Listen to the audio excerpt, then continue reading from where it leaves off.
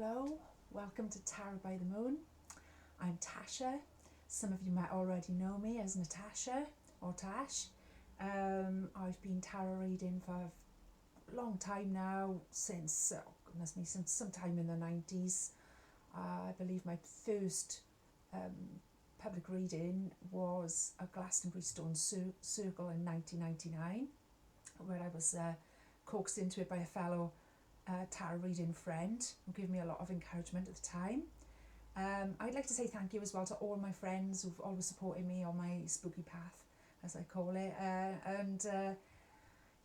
I've been wanting to do this for some time. I feel it's necessary. All of my omens have been suggesting that I just dive in with this, and that the right messages will reach the right people. And then I'm to have total confidence and to go ahead. I've never done anything like this before, so if anyone at all is listening or gives me a thumbs up or a share, I will literally be over the moon. But more than that, it would mean the world to me if you let me know if any of these messages do land with you, they do resonate with you. Giving a tarot reading is all about giving and receiving, both for the reader and the person who's getting the messages. So with that in mind, I'd like to explain what I'm going to do. This is my take on something I've been thinking about for a long time, something I've been working the energy with for a long time, and how to adapt it into tarot. I don't know if anyone else out there is doing a similar thing. I expect they are, but we've all got our own unique flavour. So here's my thing. I work closely with the moon. I'm Cancerian myself. I got a Aquarius moon. We'll get into all of that with you sometime or another if there's enough interest in this. So I work closely with the moon and the lunar tides. And, I thought, what if I develop a tarot reading for the collective, so it's for all signs, that's based around the phases of the moon. So I'd actually do one at the new moon, which is about setting our intentions, new beginnings, creating a plan, all of those sorts of things, new starts.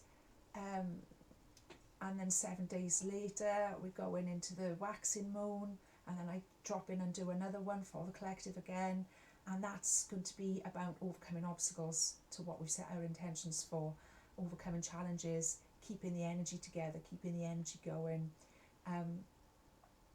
And then as the moon gets full, we do a special one on the full moon then. The full moon, we'll come back to that in a minute because we're on the full moon today, so we'll talk about that in a minute. So then we do the full moon one, and then 7 days after that, I plan to do a waning moon one, a dark moon one, a balsamic moon is also known as, which, is about release, it's about letting go, it's about cutting toxic ties, and all of those sorts of things. So these readings will be around those energies. They'll be for the collective. As we say in tarot, take what resonates and leave the rest behind. If I do, also this is channeled, I'd like to stress as well. It's so some of the things that come out might seem a bit random, or where did she get that from? But it's just what comes to me. I'll give you what comes to me, and I know there's somebody out there that's going to stick with. What else did I want to say? Of course, please don't give anyone any money. I haven't got any assistant. I haven't got anything. This is my first ever tarot. It's very unlikely anyone's going to scam you at this game, but just to be sure, just a little disclaimer to make sure none of you get ripped off. That would be horrible. And I don't use WhatsApp. I don't use Patreon. I don't ask for money. There's no assistant, nothing like that. So don't fall for anything that looks like a scam. If you're not sure, you can get in touch with me, and I will verify that it's not, that it is or not a scam, and do report it immediately. Just protect yourselves there. You might hear in the background my trusted familiar, as some call him. He's a Parsons Russell called Mr. Milo. He'll come and he was just lying here. He'll be in and out, and you'll hear him barking, and he's the most magical assistant I could ever hope for in so many ways. He's in a bit of a grump with me at the minute because I've been trying to give him some ear drops throughout the week because he's had an itchy ear, and he's not too best pleased with me for that. So yeah, I've tried to ply him with sausages, but we'll see what happens. He might pop in if he thinks other people are going to give him attention. Okay, what else did I want to say? Yeah, I've also created a mission statement. It's important for me. It sets my intentions and it makes clear what my intentions are. So I'm going to just go ahead and give you my mission statement. My mission statement, this YouTube channel, which is called Tarot by the Moon, to serve as a conduit of divine source messages that will aid and guide us all, both collectively and as conscious individuals. Okay, now we're going to tune into some energies. The first thing I like to do is just take some deep breaths in, relax, hold, let it go, hold, let it go,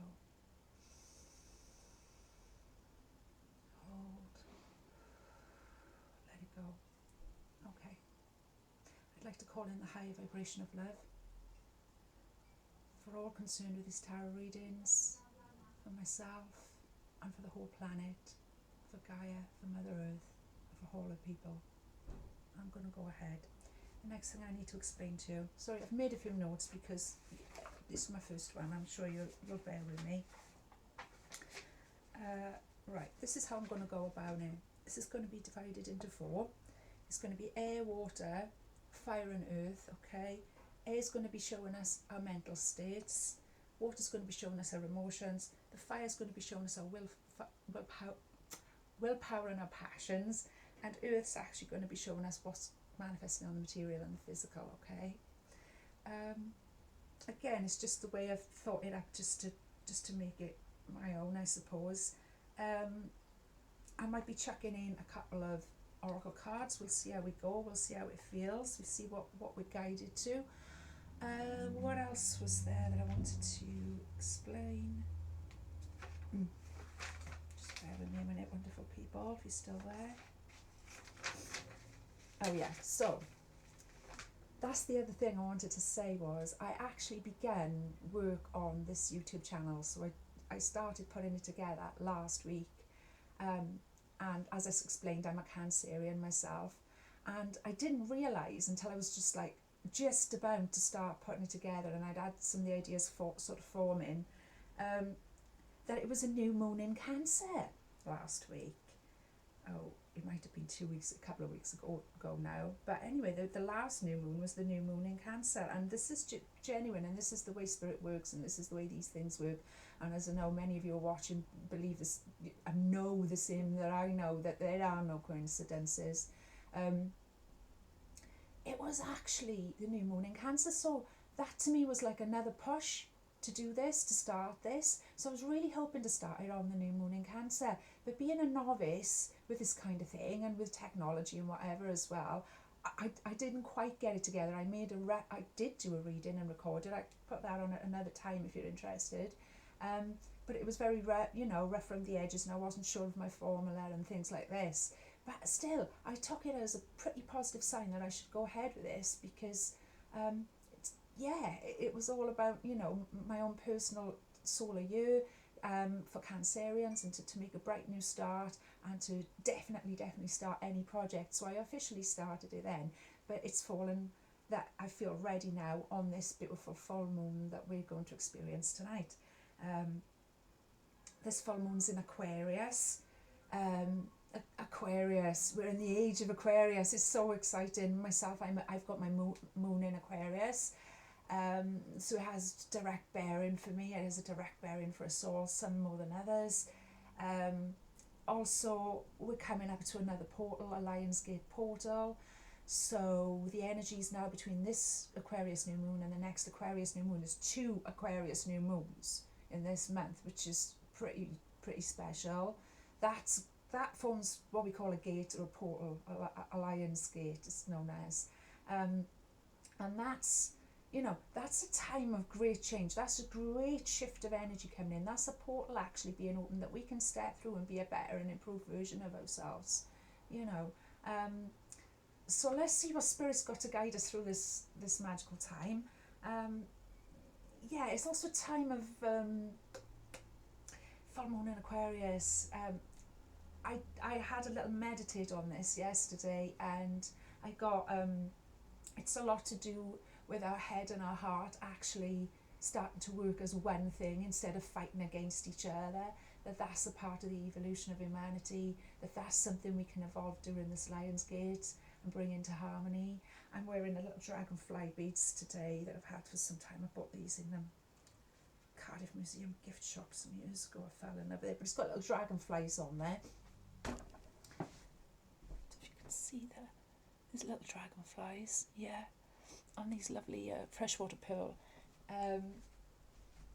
At the time, I was really getting into being Cancerian, very much ruled by my emotions, very much let that run away with me for most of my adult life there. But at the time when I was drawn to this particular dragonfly totem, I was literally starting to learn about how the mind, you know, actually taking things back into the mind. And for several years, quite a long time now, I've been sort of more operating from my mental powers. But what I've come to realise recently is no. It needs to be the two things. It needs to be the two things acting as one. That's how we're gonna, you know, move forward, or part of how we're gonna move forward anyway. The other thing that came up during the meditation was this full moon in Aquarius is a good time for us to really dig deep and pull out what we've all got innate knowing. We've all got what the Greeks called gnosis. There's things there that we just know naturally, that we might never get evidence of or a witness to or whatever, but it's bigger than that, and it's something that we all share. So this is a very big time for tapping into that energy. Also Aquarius, you can't think of Aquarius without thinking about independence and freedom. And yes, in our personal lives we might be feeling a greater need for independence and freedom, for sure. But I couldn't help putting that to how we're looking at the globe, or we're looking at the whole planet. There's a lot going on out there that I could talk about, but I've probably talked a lot already, so I won't, but maybe another time. There's a lot going on out there, and people do have the power, and you know, people are wanting a lot more freedom and independence from oppressive circumstances that have gone way past their sell-by date now. It's also a good time, this full moon in Aquarius. The other thing that came up in the meditation is a perfect time for clean breaks. So if something's been hanging about that you know's got to go, that you know is done, it's difficult, it's never easy, but if you wanted it to be a clean as break as possible, this is one of the better moons to do it on. That's about it, my beautiful people. I hope some of you are still listening. I'm going to go ahead with a reading now. I'm going to go ahead and channel these messages for us now. Thank you for listening. That was extra long. I won't always waffle on that long. It's just extra long because this is the first one. Yeah, thank you. Anyway, let's go in. The highest vibrational love. The highest vibrational love and peace. I'm going to go ahead. Okay.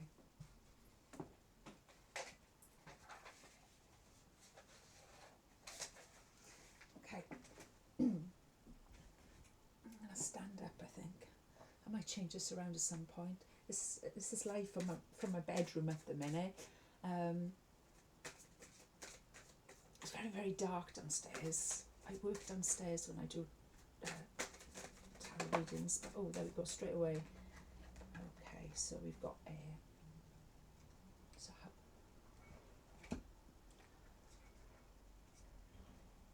and straight away we've got an air card as well. We've got Three of Swords. We've got the Chariot for water, which is a water sign card. It's actually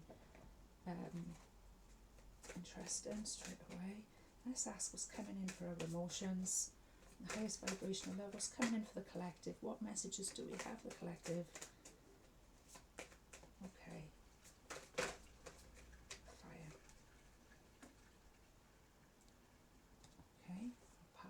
passion. Earth. What's coming into the material and the physical that we need to pay attention to? Bear with me. Obviously I'm fine-tuning this, so thank you. Lovely. The cards definitely want to chat with us all today. Okay. I'm going to just, I've got to, forgive me if I'm a little bit, I'll get it right. And I'm sure if any of you give me any feedback, I'll be more than happy to take any of that on board. Literally done this all on my own without any assistance. Okay, apart from Mr. Milo, of course. He's wonderful. What can I say? Okay. So let's go in. We've got 3 swords there. Okay.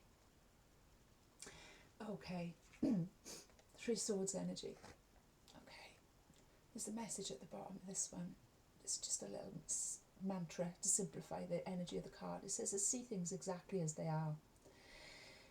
3 of Swords is a pretty painful card. There's no point in me beating around the bush with that.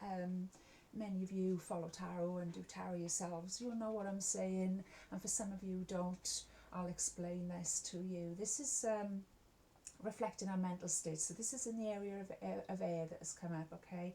So this is representing our states of mind at this time. 3 of Swords, it's traditionally a card of pretty deep sorrow, heartbreak, grief.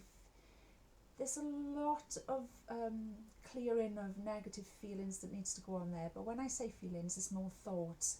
So here we go with the heart and the mind again. This has come up in the area of air. So this is about our mental state. So this is about, some of us out there might have been through something that's like beyond heartbreaking. Like something that you put all of your trust in and then you got the rug pulled out under you. Some of you may be experiencing heartbreak, loss, great suffering, to be taken seriously. And I don't take these things lightly. People's lives are too important. But what I want us to pay attention to is, what Spirit is saying to us is, yes, those things have happened, and yes, those things hurt, and yes, those things were not fair or not what you deserved. However, this now is all what's left of it, and all that's left of it is what's in our minds. Okay? The pain of our wounding is actually, the wound itself is actually healed. The scars left in our minds. So this is, you can look at this in another way. You can look at this in a way of, this is pretty good, because this shows us that we are healing. Mental scars take a lot longer to heal than physical scars, we also know. And I can't stop thinking about the whole world as a collective and how we're healing and going forward. It doesn't happen overnight, We're not going to wake up in the morning and all be singing, I'd like to teach the world to sing, and, I don't know what's coming to my head, but you know what I mean. It's not going to happen overnight, but it is happening, and we have to take heart in that. And yeah, there's this shadow of all the pain that's left. There's this bruise left. There's this bruise left on our psyche, okay, that we have to heal. Okay, I'm going to move on to the Chariot now in the water element. So this is how we're feeling in the emotions and in the heart, more importantly. The Chariot's a wonderful card. It represents Cancer, the water sign of Cancer. Okay, I need to get my camera angles right now. Okay, see this guy here now. I mean, look, this is all about energy just being taken completely in a new direction, and you can't help. I don't mean ever to oversimplify things, and it says that, I'll tell you, it says I go forward with confidence on this particular set. And that's it. It's all about taking the reins in life, to be quite frank.